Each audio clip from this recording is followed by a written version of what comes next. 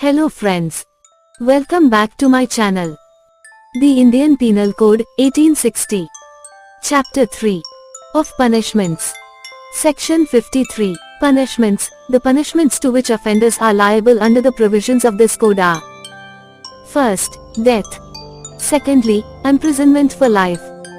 Fourthly, imprisonment, which is of two descriptions, namely, 1. Rigorous, that is, with hard labor. 2. Simple. Fifthly, forfeiture of property. Sixthly, fine. Section 53A. Construction of reference to transportation. 1. Subject to the provisions of subsection 2 and subsection 3. Any reference to transportation for life, in any other law for the time being in force or in any instrument or order having effect by virtue of any such law or of any enactment repealed shall be construed as a reference to imprisonment for life. 2. In every case in which a sentence of transportation for a term has been passed before the commencement of the Code of Criminal Procedure Amendment Act, 1955.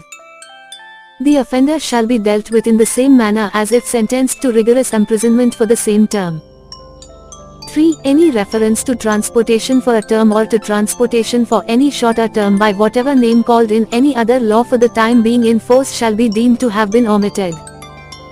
4. Any reference to transportation in any other law for the time being in force shall a. If the expression means transportation for life, be construed as a reference to imprisonment for life. B. If the expression means transportation for any shorter term, be deemed to have been omitted. Section 54. Commutation of sentence of death. In every case in which sentence of death shall have been passed, the appropriate government may, without the consent of the offender, commute the punishment for any other punishment provided by this code. Section 55. Commutation of sentence of imprisonment for life. In every case in which sentence of imprisonment for life shall have been passed, the appropriate government may, without the consent of the offender, commute the punishment for imprisonment of either description for a term not exceeding 14 years.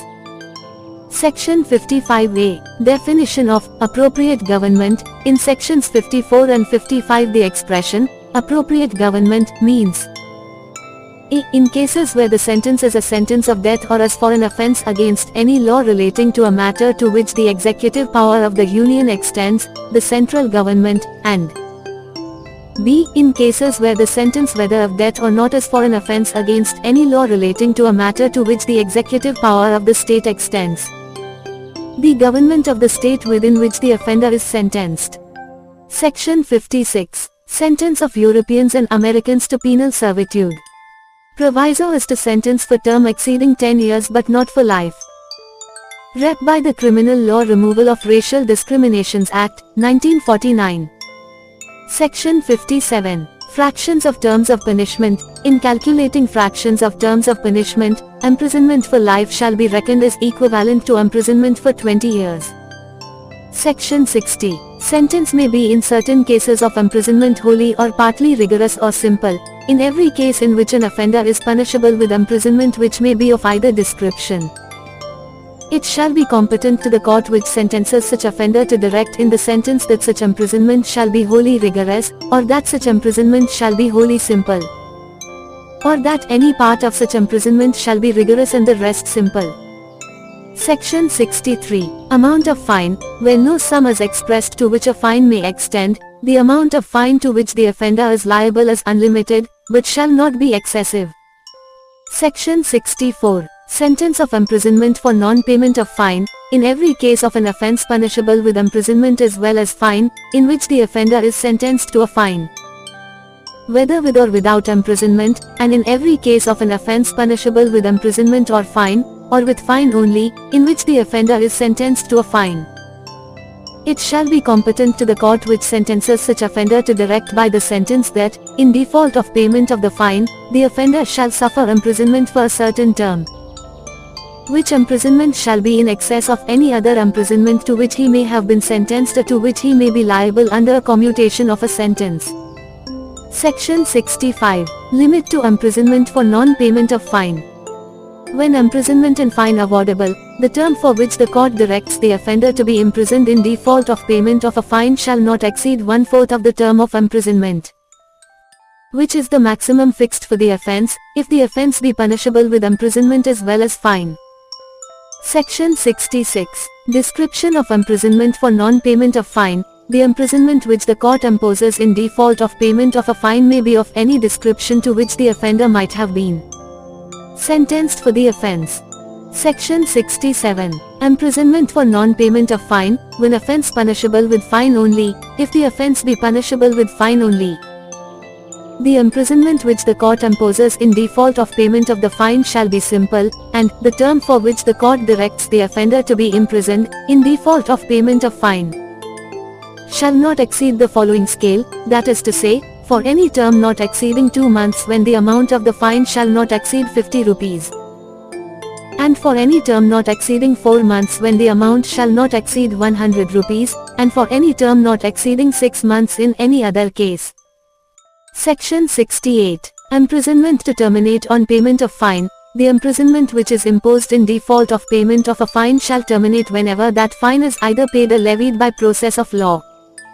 Section 69. Termination of imprisonment on payment of proportional part of fine, if, before the expiration of the term of imprisonment fixed in default of payment, such a proportion of the fine be paid or levied that the term of imprisonment suffered in default of payment is not less than proportional to the part of the fine still unpaid, the imprisonment shall terminate. Illustration. A is sentenced to a fine of 100 rupees and to 4 months imprisonment in default of payment. Here, if 75 rupees of the fine be paid or levied before the expiration of 1 month of the imprisonment, A will be discharged as soon as the first month has expired. If 75 rupees be paid or levied at the time of the expiration of the first month, or at any later time while A continues in imprisonment, A will be immediately discharged. If 50 rupees of the fine be paid or levied before the expiration of 2 months of the imprisonment, A will be discharged as soon as the 2 months are completed. If 50 rupees be paid or levied at the time of the expiration of those 2 months, or at any later time while A continues in imprisonment, A will be immediately discharged. Section 70. Fine leviable within 6 years, of during imprisonment. Death not to discharge property from liability, the fine, or any part thereof which remains unpaid, may be levied at any time within 6 years after the passing of the sentence, and if, under the sentence, the offender be liable to imprisonment for a longer period than 6 years, then at any time previous to the expiration of that period, and the death of the offender does not discharge from the liability any property which would, after his death, be legally liable for his debts. Section 71. Limit of punishment of offence made up of several offences, where anything which is an offence is made up of parts, any of which parts is itself an offence. The offender shall not be punished with the punishment of more than one of such his offences, unless it be so expressly provided. Where anything is an offence falling within 2 or more separate definitions of any law in force for the time being by which offences are defined or punished, or where several acts, of which one or more than one would by itself or themselves constitute an offence, constitute, when combined, a different offence. The offender shall not be punished with a more severe punishment than the court which tries him could award for any one of such offences. Illustrations. A gives Z 50 strokes with a stick. Here A may have committed the offence of voluntarily causing hurt to Z by the whole beating, and also by each of the blows which make up the whole beating. If A were liable to punishment for every blow, he might be imprisoned for 50 years, one for each blow.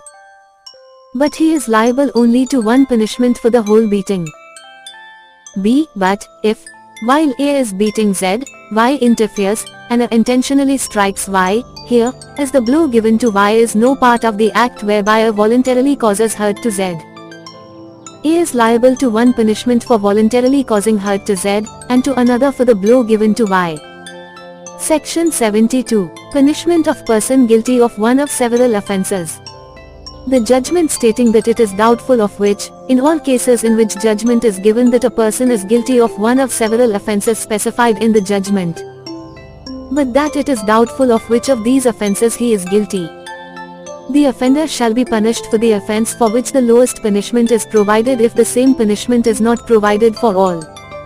Section 73. Solitary confinement. Whenever any person is convicted of an offense for which under this code the court has power to sentence him to rigorous imprisonment, the court may, by its sentence, order that the offender shall be kept in solitary confinement for any portion or portions of the imprisonment to which he is sentenced, not exceeding 3 months in the whole, according to the following scale, that is to say, a time not exceeding 1 month if the term of imprisonment shall not exceed 6 months. A time not exceeding 2 months if the term of imprisonment shall exceed 6 months and shall not exceed 1 year. A time not exceeding 3 months if the term of imprisonment shall exceed 1 year.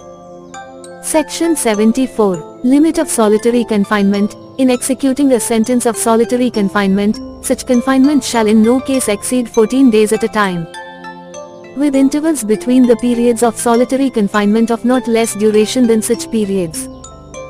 And when the imprisonment awarded shall exceed 3 months, the solitary confinement shall not exceed 7 days in any 1 month of the whole imprisonment awarded, with intervals between the periods of solitary confinement of not less duration than such periods.